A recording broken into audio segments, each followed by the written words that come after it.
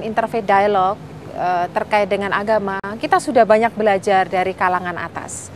Tapi kita belum banyak belajar dari kalangan grassroots. Saya menganggap Jawa ini bahkan merupakan lautan, di mana sungai-sungai hadir dalam bentuk yang berbeda. Sungai-sungai yang berbeda maka masuk ke lautan akan menjadi satu warna lautan. Kita tidak mungkin sama, Tuhan tidak menciptakan manusia secara tunggal, tetapi jamak. Kita bersekutu dengan alam, menciptakan kehidupan yang lebih baik, merawat kemanusiaan, substansinya sama kok. Dan Katolik Kristen itu kepodo, Buddha sama.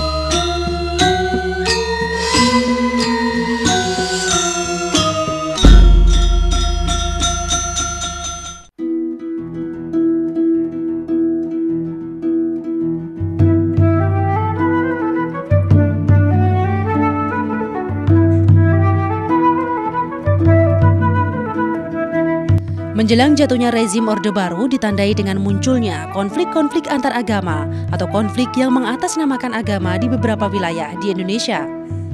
Konflik tersebut bahkan menjadi wacana nasional yang memunculkan ketegangan antar umat beragama. Misalnya saja persoalan kekerasan terhadap warga Ahmadiyah, pengeboman gereja oleh kelompok lain, dan penembakan misterius terhadap tokoh agama. Konflik dan kekerasan yang berkepanjangan ini menunjukkan semakin mengecilnya aspek penghargaan akan keanekaragaman dan kebangsaan dalam kemasyarakatan.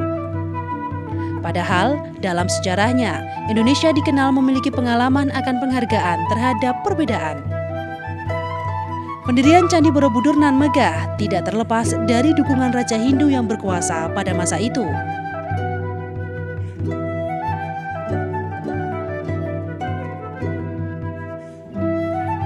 Masyarakat Yogyakarta sebagai bagian dari kehidupan bangsa Indonesia yang multikultural mungkin dapat menjadi contoh dari hubungan antar umat beragama yang baik. Hal ini paling tidak terbukti dari minimnya konflik terbuka yang terjadi antar umat agama di kota ini. Yogyakarta sebagai City of Tolerance memberikan kenyamanan terhadap masyarakat yang beragam yang tinggal di wilayah ini.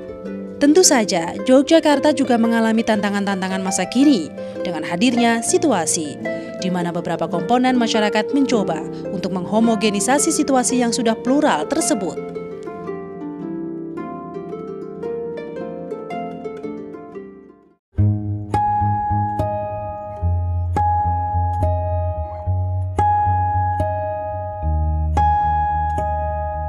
Keanekaragaman dan perbedaan pandangan tidak selalu mudah diterima oleh masyarakat umum. Masyarakat seringkali punya idealitas tersendiri tentang kehidupan di masyarakat. Namun demikian, beberapa anggota masyarakat memiliki pendapat yang berbeda dalam mendefinisikan keanekaragaman.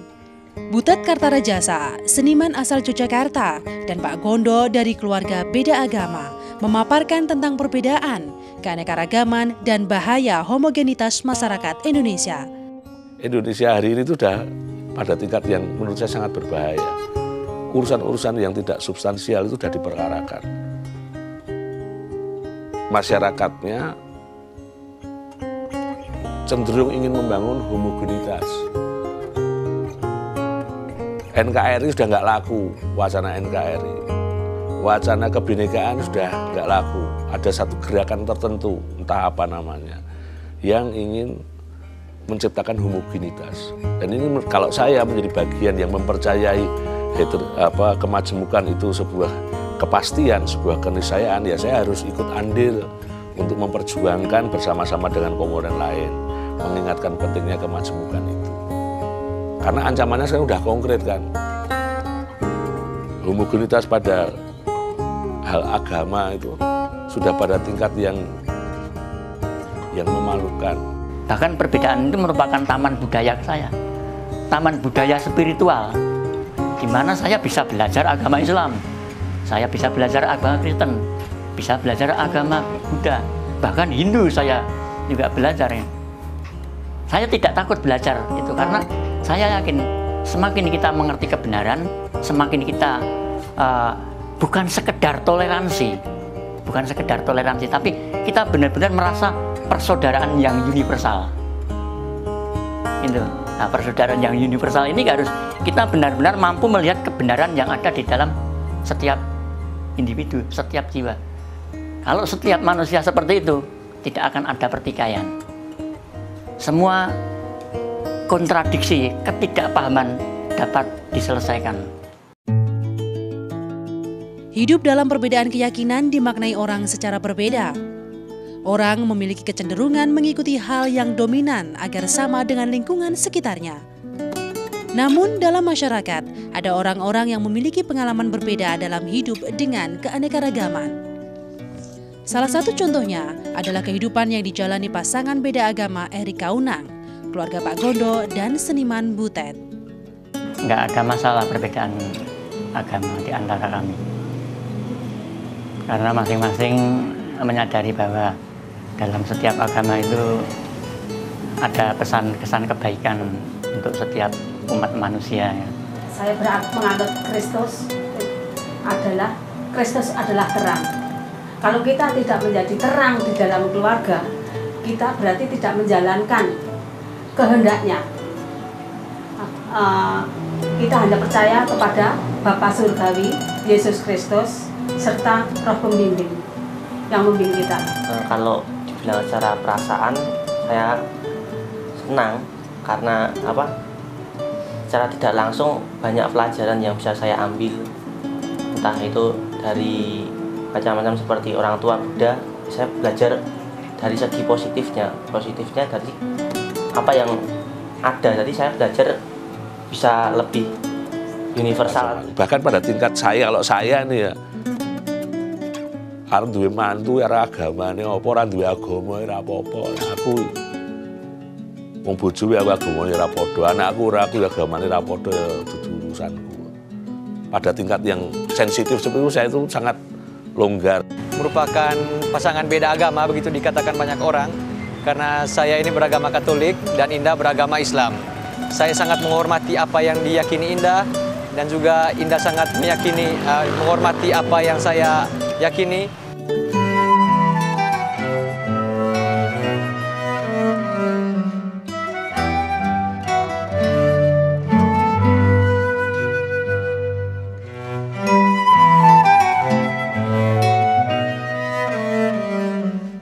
Menghargai perbedaan, diantaranya bisa berawal dari dunia pendidikan. SMP Tumbuh dan ICRS mengekspresikan visi, misi, dan filosofi mereka dalam upaya menghargai masyarakat yang plural dan turut mendukung penciptaan perdamaian antar agama melalui dunia pendidikan. SMP Tumbuh didirikan memang untuk merespon kebutuhan masyarakat Jogja yang masyarakat plural, majemuk, dan kami juga mengakomodasi anak-anak yang berkebutuhan khusus. Jadi filosofi kami memang inklusi dalam artian yang lebih luas ya, yang lebih luas seperti siswa kami itu latar belakangnya secara etnik berbeda, secara agama berbeda, gender juga, lalu kemampuan ekonomi berbeda, dan mengakomodasi anak-anak yang berkebutuhan khusus, atau biasanya in English itu disebut dengan Special Educational Needs. Jadi ICRS saya kira sangat tepat dan sangat cocok bahwa dia hidup di Yogyakarta, dan kita ingin mengembangkan dari ICRS ini tidak hanya prodi Intelligence Studies, tetapi juga menjadi pusat riset untuk studi agama-agama. Dengan visi itu, kita tidak hanya mendidik para mahasiswa, calon-calon pemimpin, tetapi kita sifat interreligiusnya itu kita terapkan dalam berbagai aspek. Itu semuanya kita rancang untuk mendukung hubungan antar iman, hubungan antar agama yang memiliki visi perdamaian, visi keadilan, visi harmoni, dan tentu saja ini sangat cocok dengan falsafah negara kita, Pancasila, yang berketuhanan, berkesatuan, ya, persatuan Indonesia, dan juga yang berkeadilan. Jadi asas itu selalu kita pegang, ya, interreligius untuk tujuan harmoni, untuk tujuan damai, untuk tujuan keadilan. Hubungan antar iman yang dianggap baik di Yogyakarta ini tidak lepas dari dukungan masyarakat awam dan para praktisi seni atau senimannya. Seni bisa menjadi media yang efektif dan strategis untuk menyampaikan pesan-pesan perdamaian dan pluralitas masyarakat. Hal ini bisa dilihat dari pemaparan seniman pertunjukan asal Yogyakarta, Butet Kartarajasa. Peristiwanya gini, dalam kelompok teater saya itu agamanya beragam, etniknya beragam, dan kita bisa bekerja sama menciptakan sebuah seni yang sangat baik. Dan ini kan membuktikan. Saya punya program namanya Indonesia Kita. Sudah 8 kali saya pertunjukan di Jakarta. Saya orang Jawa, ya kan? Saya bekerja sama dengan orang Maluku, kenal pun kagak kok. Saya datang ngobrol sama seniman-seniman Maluku misalnya. Lalu kita membuat sesuatu yang bagus. Yang mempertemukan kita adalah komitmen kulturalnya. Lalu saya kerjasama besok ini dengan kawan-kawan dari Minang. Ruang kultural ini kita happy-happy, seneng-seneng menciptakan kehidupan ini menjadi lebih baik, gitu aja lah. Jalannya adalah jalan kebudayaan. Karena mau jalan politik ya tidak bisa, mau tutup politisi.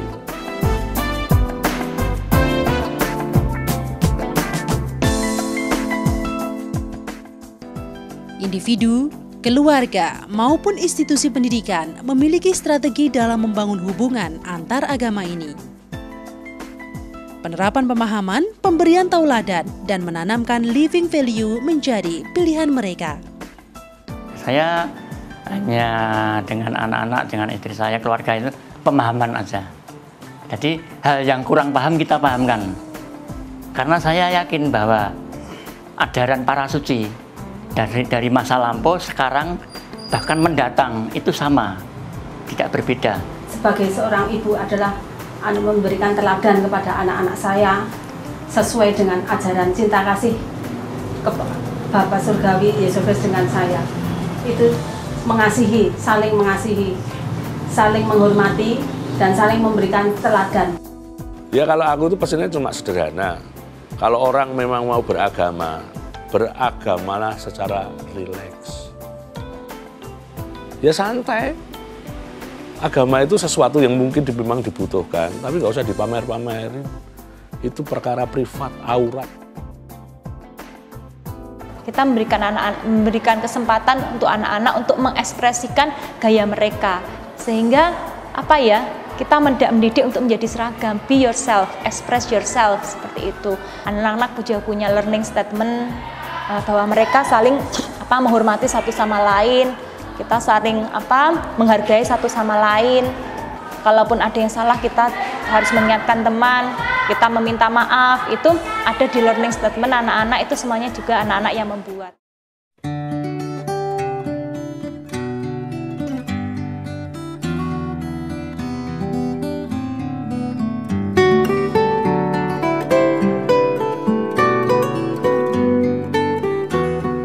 Jalinan kehidupan antar agama ini juga terlihat dalam praktek sosial yang dilakukan masyarakat, termasuk dalam dunia pendidikan, diantaranya dengan perayaan acara keagamaan bersama. Kalau misalkan besok mau Lebaran, hari Idul Fitri, ya kita bersama-sama dengan mereka, kita juga mohon maaf lahir batin kepada semua keluarga. Karena ini sudah saya anggap sebagai tradisi budaya, seperti itu, ajaran dari suatu agama, tapi sudah mendarah daging menjadi suatu budaya di Jawa. Kemudian kalau pas hari Natal juga kita memperingati peringatan agama Kristen. Demikian pula untuk memperingati agama Buddha, kita juga pas Waisak kita ya di Borobudur, mungkin di Candi Sewu untuk memperingati hari Waisak. Tapi kami juga merayakan event-event keagamaan seperti Idul Fitri bersama, lalu buka puasa bersama, lalu merayakan Natal bersama, merayakan Waisak walaupun tidak ada penganutnya di SMP juga tetap dirayakan. Artinya nilai-nilai ini juga harus kami kami kenalkan ke anak-anak, termasuk nyepi, kita belajar yoga seperti itu juga kami berikan ke anak-anak. Karena memang kalau kita tidak memberikan pengetahuan, anak-anak tidak tahu, ya akan wajar kalau tidak ada kepedulian dan ignorance.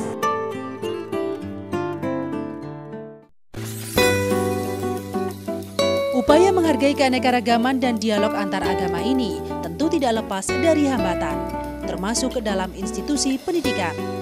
Direktur ICRS memberikan gambaran tentang tantangan yang dihadapi ICRS. Ada banyak orang yang mula-mula meragukan ya, apakah dengan interreligious studies ini nanti orang menjadi agamanya campur aduk atau menjadi kehilangan orientasi beragama dan sebagainya. Saya kira dugaan itu kurang tepat ya, karena di ICRS itu kita menghormati agama yang dipeluk oleh semua yang terlibat, baik mahasiswa, staf dosen. Jadi semua mahasiswa kita, staf kita, dosen-dosen kita itu kita hormati untuk memeluk agama mereka masing-masing.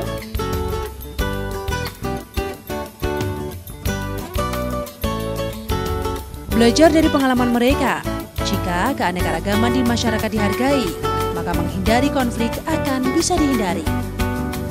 Kearifan kita dalam menghargai perbedaan akan menjadi upaya positif dalam mewujudkan hidup yang harmonis di masyarakat yang plural ini. Kepala Sekolah SMP Tumbu berbagi harapannya kepada kita. Harapannya adalah mereka memiliki toleransi dan respek kepada semua yang berbeda. Karena kita sangat menanamkan betul ke anak-anak bahwa everybody is unique. Kita tidak mungkin sama. Tuhan tidak menciptakan manusia secara tunggal, tapi jamak. Jadi respek dan toleransi, dan yang lebih daripada respek dan toleransi adalah simpati dan empati. Tidak melihat suatu perbedaan itu menjadi sebuah masalah.